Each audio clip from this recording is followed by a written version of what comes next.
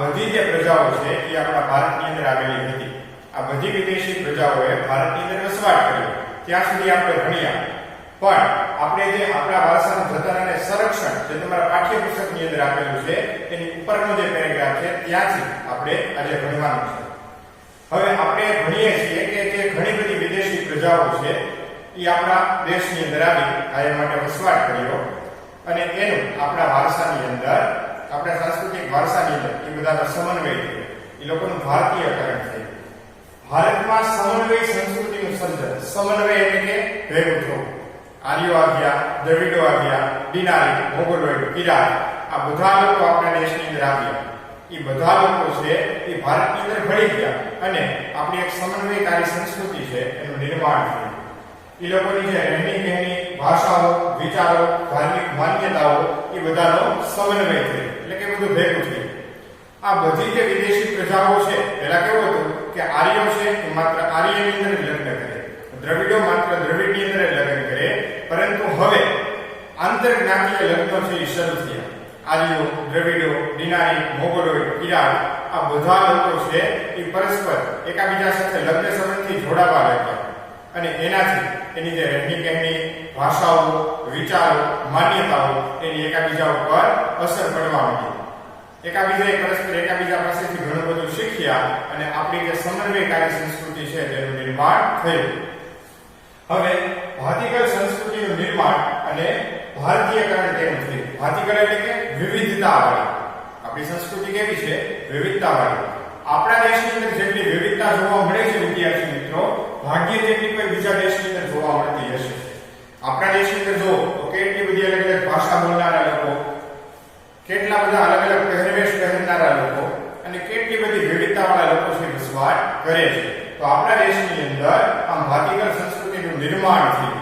પરસ્પર એ લોકો લગ્ન સંબંધથી જોડાયા, પરસ્પર જે માન્યતાઓનું આદાન પ્રદાન કર્યું, એકબીજાની રહેણી કહેણી છે એનું અનુકરણ કર્યું અને એનાથી આપણી ભાતીગળ સંસ્કૃતિ છે તેનું નિર્માણ થયું.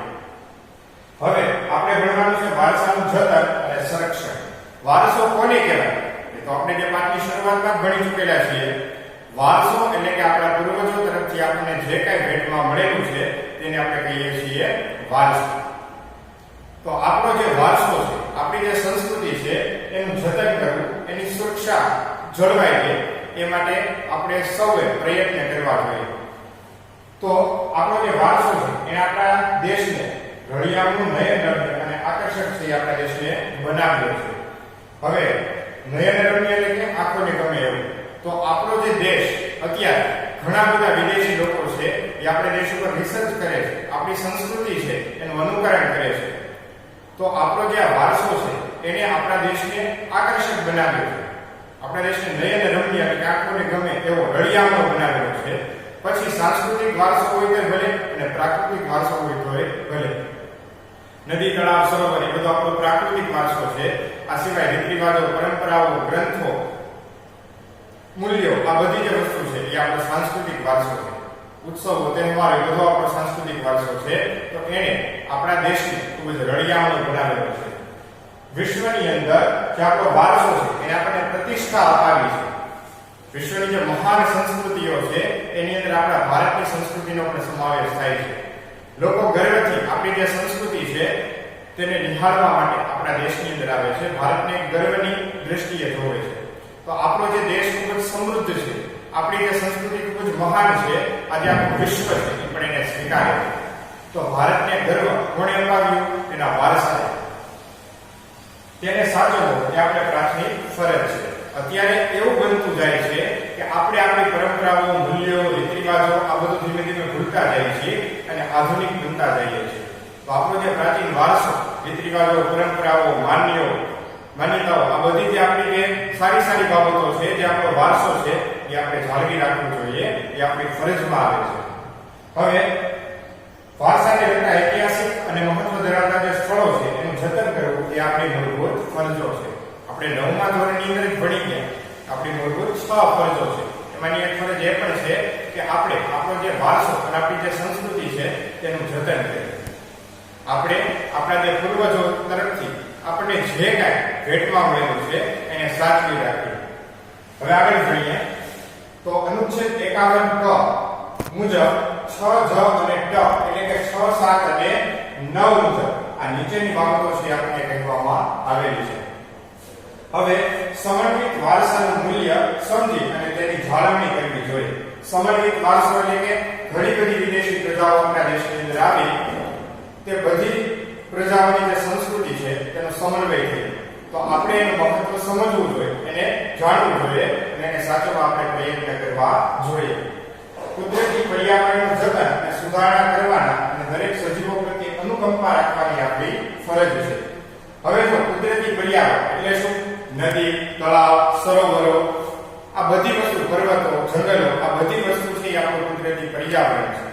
તો આપણે આખું જે આપણું પર્યાવરણ છે એનું જતન થાય અને નુકસાન ન પહોંચે એ માટે આપણે પ્રયત્ન કરવા જોઈએ, એ આપણી ફરજમાં આવે છે.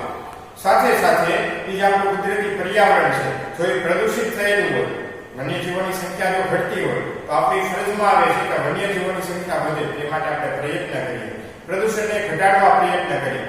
નદી, તળાવ કે સરોવર પ્રદૂષિત થયેલું હોય તો એની અંદર સુધારા વધારા થાય તેવા આપણે પ્રયત્ન કરીએ. જંગલો જો વધુ ઝડપથી કપાતા હોય તો આપણે જે જંગલોનો નાશ થતો અટકે અને જંગલોનું પ્રમાણ વધે તેવા પ્રયત્ન કરવા જોઈએ. એટલે કુદરતી પર્યાવરણનું જતન કરવું અને તેની અંદર સુધારા વધારા કરવા એ આપણા સૌની પ્રાથમિક ફરજ છે. દરેક સજીવ એના પ્રત્યે આપણે દયા રાખવી એ પણ આપણી ફરજ છે, એ પણ આપણી ફરજનો એક ભાગ છે. હવે જાહેર મિલકતોનું રક્ષણ અને હિંસાનો ત્યાગ કરવાની આપણી ફરજ છે. જાહેર મિલકત કોને કહેવાય? જે આપણા સૌની માલિકીની છે. કોઈ જે બસ સ્ટેન્ડ છે, બસો છે, કે પછી કોઈ બગીચાઓ છે, કે કોઈ એવી શાળા છે કે દવાખાના છે કે જે આપણા સૌની માલિકીના છે. તો આવા જે જાહેર સ્થળો છે એનું જતન કરવું એ આપણી ફરજ છે. વિદ્યાર્થી મિત્રો, ઘણા બધા જે લોકો છે એ આવી જાહેર મિલકતોને નુકસાન પહોંચાડે છે, તોડફોડ કરે છે, અપશબ્દો લખે છે. તો આ બધી આપણી જાહેર મિલકતો છે તેને સાચવવી એ આપણા સૌની ફરજ છે. એ બધું આપણી બધાની માલિકીનું છે. તો આપણે આવા જે આપણે જાહેર સંપત્તિનું રક્ષણ કરવું અને હિંસાનો ત્યાગ કરવો. હિંસા એટલે માત્ર શારીરિક હિંસા નહીં, માત્ર કોઈ વ્યક્તિને તમે મારો છો, મારઝૂડ કરો છો એ જ હિંસા છે એવું નથી. કોઈ પણ વ્યક્તિને માનસિક રીતે પણ જો તમે હેરાન કરો છો તો એ પણ એક પ્રકારની હિંસા છે. એવી દરેક પ્રકારની હિંસા છે એનો આપણે ત્યાગ કરવો જોઈએ. હવે વિદ્યાર્થી મિત્રો, આપણી જે સમન્વયકારી સંસ્કૃતિ છે એનું જતન કરવાની આપણા સૌની ફરજ છે. આપણે બધાએ સાથે મળી અને તેને સાચવવી જોઈએ. આપણો વારસો આપણને ગર્વ અપાવે છે અને આજે આપણો જે ગૌરવશાળી વારસો છે એને આપણે જાળવી રાખવો જોઈએ, જેથી આપણું જે અસ્તિત્વ છે એ કાયમ માટે ટકી રહે. સમન્વયકારી જે વારસો છે એનું જતન કરવું એ આપણા સૌની ફરજ છે. ભારતના લોકોએ સદીઓથી આર્થિક ક્ષેત્રે એટલે કે ઉદ્યોગ ધંધો, ખેતી વગેરે આર્થિક ક્ષેત્રે જે પ્રયત્નો કર્યા, સાંસ્કૃતિક દ્રષ્ટિએ જે વિકાસ કર્યો, સામાજિક દ્રષ્ટિએ જે ફેરફારો કર્યા, એના હિસાબે અત્યારે આપણો જે વારસો છે એનો જે વિકાસ છે થયેલો છે. તો આપણો જે વારસો છે એ સદીઓથી લોકોએ કરેલા પ્રયત્નોના હિસાબે અત્યારે જેવો છે એવો જોવા મળે છે. સમૃદ્ધ વારસો આપણને ભેટમાં મળેલો છે. તો એની જાળવણી કરવી એ આપણા સૌની ફરજ છે. કુદરતી પ્રકૃતિએ ઘણા બધા જે સમૃદ્ધ એવા જંગલો, ખનિજોથી ભરપૂર મેદાનો, ખેતીલાયક જે વિસ્તારો, નદીઓ, પહાડો, આ બધું આપણને ભેટમાં આપેલું છે. તો આપણે એ બધી વસ્તુની જાળવણી કરીએ એ આપણી ફરજમાં આવે છે. હવે આપણે જે વારસાનો જે વિકાસ છે એના માટે જવાબદાર છે આપણી પ્રાકૃતિક વ્યવસ્થાઓ. કુદરતી આપણને બહુ સરસ પ્રાકૃતિક વ્યવસ્થાઓ છે પૂરી પાડેલી છે. જેમ કે જો જંગલો છે એ આપણને ઔષધિ, લાકડું વગેરે વસ્તુ પૂરા પાડે છે. હવે હિમાલયની પર્વતમાળા છે, કાતિલ ઠંડીથી આપણું રક્ષણ કરે છે, આપણને જે કાતિલ ઠંડીથી બચાવે છે. હિમાલયમાંથી નીકળતી જે નદીઓ છે 12 મહિના પાણીથી એમનું ચાલુ રહે છે અને ખેતી માટે, સિંચાઈ માટે આપણને જળ પૂરું પાડે છે, ઉદ્યોગો માટેનું પાણી પૂરું પાડે છે. સમુદ્રો, એમાંથી આપણને જે માછલા છે, બીજા જે એવી જળચર વનસ્પતિઓ છે, ઘણી બધી વસ્તુઓ એમાંથી આપણને મળે છે. આંતરરાષ્ટ્રીય જળમાર્ગ તરીકે પણ સમુદ્ર છે આપણને ઉપયોગી છે. ત્યાર પછી વાત કરીએ એવા ખનિજોથી સમૃદ્ધ મેદાનો છે કે જેના દ્વારા આપણા ઉદ્યોગ ધંધા છે એ ચાલે છે. તો આમ આપણી પ્રકૃતિ આપણને છૂટે હાથે જે લહાણી કરેલી છે, આપણને જે છૂટે હાથે સમૃદ્ધિ આપેલી છે, એના હિસાબે જ આપણા વારસો છે વિકાસ થયેલો છે.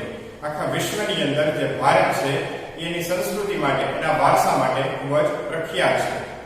અત્યારે આખું વિશ્વ ખૂબ જ આદર સાથે જે ભારત તરફ જુએ છે.